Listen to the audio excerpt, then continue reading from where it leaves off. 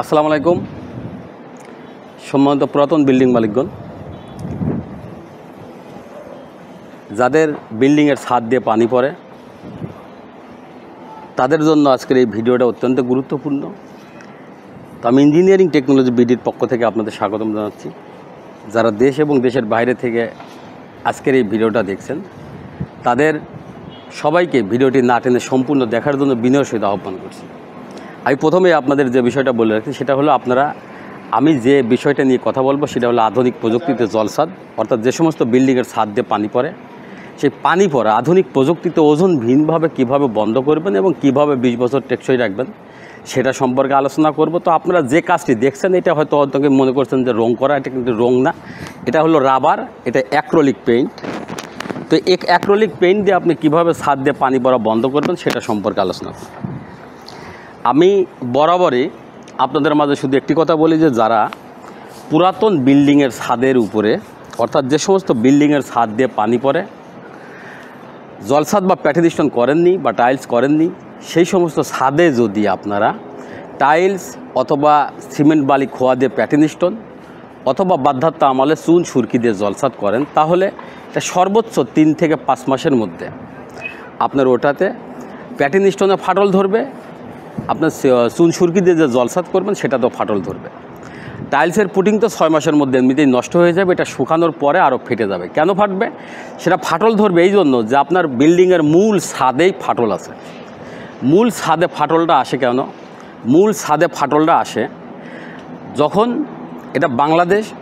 বাংলাদেশে এটা যখন বৃষ্টি হয়, বৃষ্টি বেশি হয়, যখন গরম হয় তখন অতিরিক্ত গরম হয় এবং বৃষ্টির মৌসুমে আপনার বিল্ডিংয়ের ছাদ দিয়ে পানিটা পর্যায়ক্রমে ধীরে ধীরে আপনার বিল্ডিংয়ের ছাদ যখন চুষে নেওয়ার পরে ছাদের যে রড আছে এই রডগুলোকে মরিচা ধরানোর পরে এটাকে মোটা করে ফেলে। মোটা করার পর দেখবেন ধীরে ধীরে আপনার রুম ছাদের প্লাস্টার ঝরে পড়ে এবং ছাদের বিভিন্ন জায়গায় ফাটল আসে এবং আপনার রুম ছাদের প্লাস্টার ঝরে পড়া থেকে শুরু করে ছাদ স্যাঁতসেঁতে থাকে এবং কালো হয়ে যায়, রং করলে রং টেকসই হয় না, ওয়াল ভিজা থাকে, বিভিন্ন ধরনের ভ্যাপসা গন্ধ বেরোচ্ছে। ভ্যাপসা গন্ধের এতে দেখা যায় বাসায় শিশু বা বয়স্ক বৃদ্ধ বাবা মা থাকলে তাদের অ্যাজমা থেকে শুরু করে নানা ধরনের রোগাক্রান্ত সৃষ্টি হতে পারে।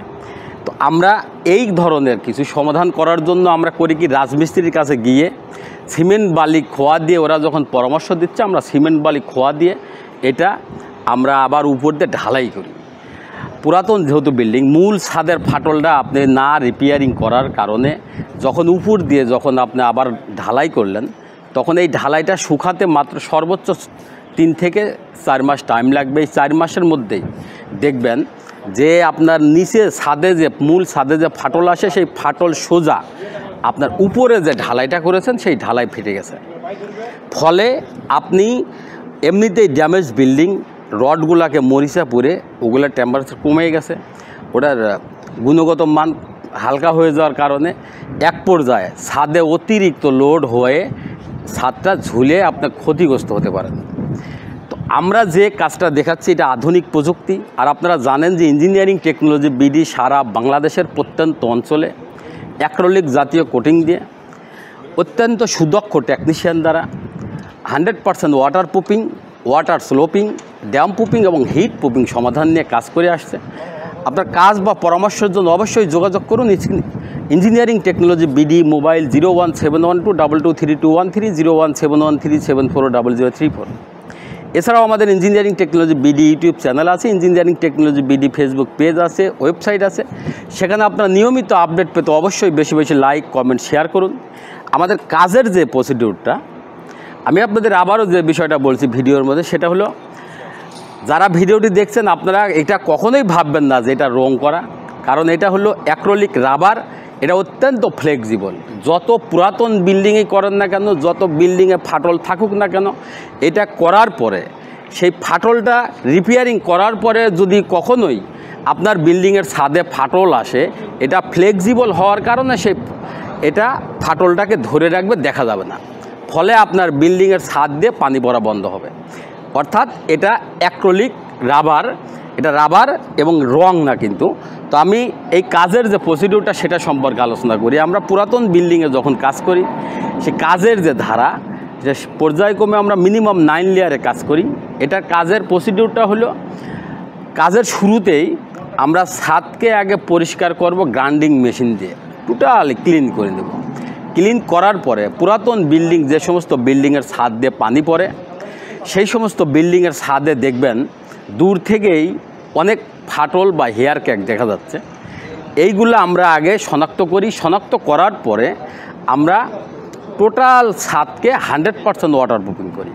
100% ওয়াটার প্রুফিং করা হয়। করার পরে যে ক্র্যাক বা ফাটলগুলো দেখা গেল, এইগুলো ইউএস থেকে আমদানিকৃত। এটা সিলিকন, এটা রাবার এবং অত্যন্ত ফ্লেক্সিবল, যেটা আমরা জয়েন্ট পিলার বসত। এটা বিল্ডিং আপনার ছাদ, ওয়াল বা ব্রিজ, অনেক সময় দেখা যায় ফাটল আসলে যেটা আমরা ব্যবহার করি ওটা জয়েন্ট দেওয়ার জন্য, সেই কেমিক্যালটা দিয়ে আমরা ফাটলটাকে রিপেয়ারিং করি। রিপেয়ারিং করার পর ইউএস থেকে আমদানিকৃত আরেকটি কেমিক্যাল, যেটা দিয়ে আমরা অ্যাক্রিলিক সিমেন্টেশন ওয়াটার প্রুফিং, সেই ওয়াটার প্রুফিংটা করি কেমিক্যাল দিয়ে। অর্থাৎ সবগুলো কেমিক্যালই রাবার। এই রাবার হওয়ার কারণে এর গুণগত মান এবং টেকসই সকল কিছু, ধারণ ক্ষমতা সব কিছু, এটা কাজ করলে ওজনবিহীন। দ্বিতীয়ত, এটা দিয়ে পানি যখন চুপ পড়বে না আপনার বিল্ডিংয়ের ছাদ দিয়ে, আপনার বিল্ডিং ড্যাম হওয়ার থেকে মুক্ত থাকবে। এর পরবর্তী যে বিষয়টা থাকে সেটা হলো, ছাদে যদি কখনো ফাটল আসে, সে ফাটলটা এটা রাবার হওয়ার কারণে ধরে রাখবে। ফাটলটা উপর থেকে দেখাও যাবে না, শো করবে না, প্লাস ফাটল দিয়ে পানি আসবে না। এর পরবর্তীতে আমরা পর্যায়ক্রমে 4টা কেমিক্যাল একসঙ্গে করে রাবার বানিয়ে ছাদের কিছু জায়গায় যে পানি বেঁধে থাকে, উঁচা নিচা গ্যাপ থাকে, এবং নিচের ওয়াটার প্রুফিংকে প্রোটেকশান দেওয়ার জন্য আমরা 4টা কেমিক্যাল একসঙ্গে করে রাবার বানাই। রাবার বানিয়ে ওইটাকে থিকনেস করে আমরা মিনিমাম 2 কোট, 3 কোট বা 5 কোট পর্যন্ত ব্যবহার করে আমরা ছাদকে ওয়াটার স্লোপিং নিশ্চিত করি। ওয়াটার স্লোপিং নিশ্চিত করার পরে এর পরবর্তীতে আমরা নিচে যে ওয়াটার প্রুফিংটা করলাম, সেই ওয়াটার প্রুফিংটা আবার করা হয়। করে এরপর লাস্ট এবং ফাইনাল কোট আপনি যেটা দেখেছেন, এটা ক্লায়েন্টের চাহিদা অনুযায়ী হয়ে থাকে। এটা শুধু এই ডিজাইনই না, আপনাদের চাহিদা অনুযায়ী বিভিন্ন কালার, একাধিক কালারও হতে পারে, এক কালারও চাইতে পারেন, এবং এই কালার বাদ দিয়ে অন্য কালার বা অন্য ডিজাইন, যে কোনো কোট, যে কোনো ডিজাইনের আপনি চাইলে সেই চাহিদা অনুযায়ী আমরা ডিজাইন দিতে পারবো। সারা বাংলাদেশের ইঞ্জিনিয়ারিং টেকনোলজি বিডির অত্যন্ত সুদক্ষ টেকনিশিয়ানের সার্ভিস বা পরামর্শের জন্য যোগাযোগ করবেন স্ক্রিনে দেওয়া নাম্বারে।